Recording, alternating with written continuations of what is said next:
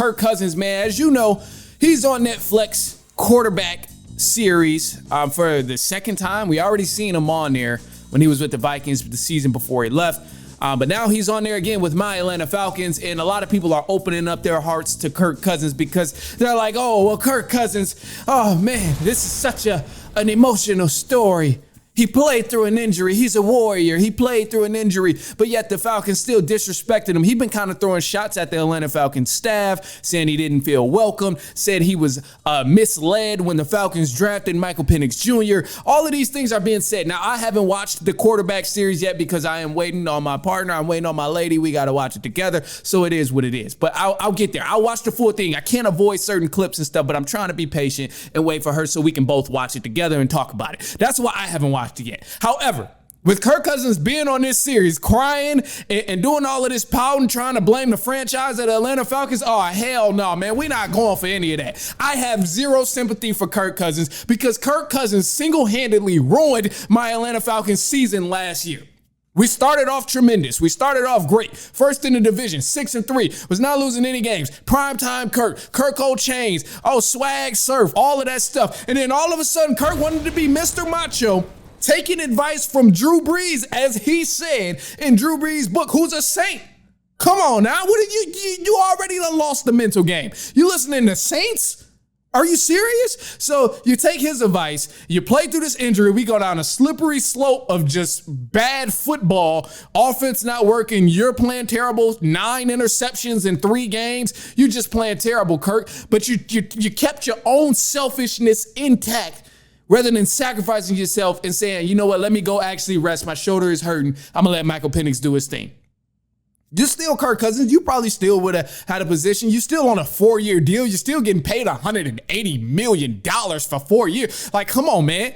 You ain't got no reason to be that upset.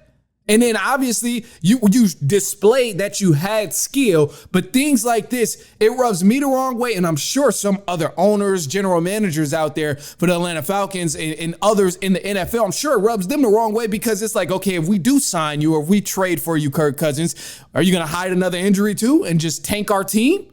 Are you going to take us down a slippery slope of failure because you want to hide an injury and you don't want to give a backup quarterback a chance to play? Like, I understand that part of like, you know, if you can play through it, you can play through it. But damn it, no, like you were clearly hurt and you were clearly playing bad. And just time after time, you kept saying, I'm good. And you ultimately knocked us out the playoffs your damn self. Put Michael Penix Jr. in a situation where he had to save the season and help us out. And that wasn't even, that's not supposed to be a role for a rookie quarterback. Like what? To save the season after you've already tanked us? So no, man, I have absolutely zero sympathy for Kirk Cousins and him feeling some type of way about the organization, drafting Penix, and also too hiding his injury. No, I have zero sympathy because he tanked my team hiding his injury.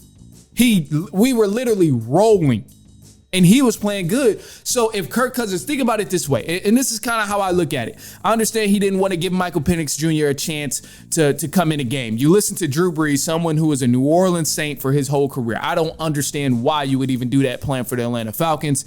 But it sounds like Saints fans got the edge over you already. So yeah, stay on the bench right there first and foremost. Second of all, if you came off that high of throwing 500 yards in the game, you had 3 touchdowns, 500 yards. You were killing it the first half of the season, Kirk. You were swag surfing, Kirk O'Chains, primetime Kirk. Everybody erased that narrative that you can't win in prime time. It was all of that stuff going on. You was making crazy amount of noise. If you would have got hurt, or the game that you did get hurt against the Saints, I believe it was, if you would have been like, the shoulder is bothering me, I need to sit down, I need to rest, I'm sure there would have been people still banging at your door and still trying to get you to play on the field. And hell, if Michael Penix Jr. did come out and kill it like he did in the time that he did spend playing for you, I'm sure it would have been much easier to even find you a trade because it's like, okay, it's just a shoulder injury. But when Kirk was healthy, this is what he was doing. When Kirk was healthy, he was throwing for 500 yards, 4 touchdowns, and no interceptions. When Kirk was healthy, this is what the conversation would have been completely different amongst GMs and amongst agents and amongst owners to try and even bring Kirk Cousins there. But you literally decided to just stay and do this to yourself. So no, I don't feel bad. I don't feel bad at all for Kirk Cousins that he did that. And I think it's insane that anyone does because he did it himself. He did it himself. I have zero sympathy. You got a big contract. You got a huge contract, $180 million. Still got time left on your contract. You literally ruined the Falcons season for being selfish. Your fault.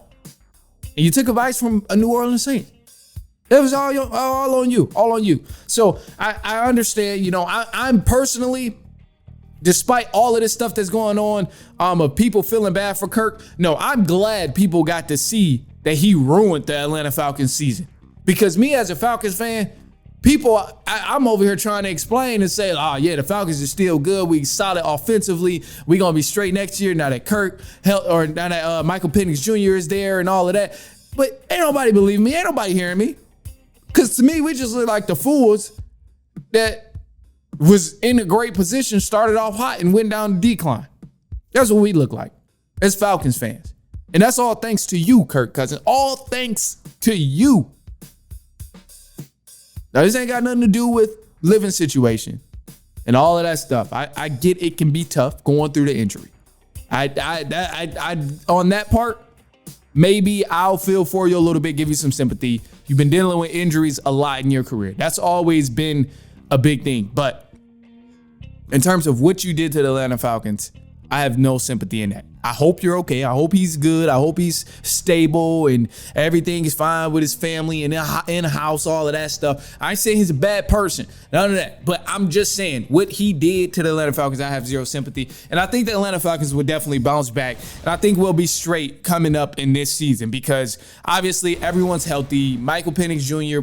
coming off a solid season where he was able to get on the field and get some experience a little bit. So I'm excited to see what he does in a full season. Also, I'm excited that, granted, something does happen to Michael Penix Jr. where he needs to sit out for a couple weeks. Okay, Kirk Cousins is there, and we've seen how solid he was when he was healthy. So I'm not upset in that instance, and I am still happy that we have Kirk Cousins on the roster. Yes, he's taking up a lot of money, but also he's a great insurance policy at that quarterback position, especially when you got two quarterbacks who so-called have an injury problem throughout their whole entire career. So I'm content with that, and I think with the Falcons still bringing back Bijan, O-line is still pretty decent. And obviously receivers have a little more depth there. I'm okay with where we're headed. I think offensively, we'll have a very dynamic offense. Zach Robinson, he was pretty solid. He was pretty solid. So he was pretty solid for the most part, running the offense, and then new defensive coordinator as well. So I'm a little optimistic about the Atlanta Falcons and the things that we can do there. But I think the biggest question is always health. And if Kirk Cousins does get traded mid-season or before the deadline, as long as we can bring in, another insurance policy where maybe we do have a backup quarterback under Michael Penix Jr. and add some more depth on the defense or wide receiving. But I don't think the Atlanta Falcons should be in any rush. They shouldn't be in a single bit of a rush to possibly trade Kirk Cousins. Just because he's there, you already paid him, he's going to get his money regardless. And it's no reason to get him off the roster when he's your backup quarterback. And if your backup quarterback has to get on the field, at least he is solid, because when he performs. When he's healthy, he's solid. So I'm content with that. I'm content with Michael Penix Jr. Being the starting quarterback. I'm content with Kirk Cousins being the backup quarterback. The only thing I dislike is that dishonesty that was going on last season with Kirk Cousins. So all of that stuff, the dishonesty of hiding the injury and all of that, man, that's not it. That's not at all cool, man. So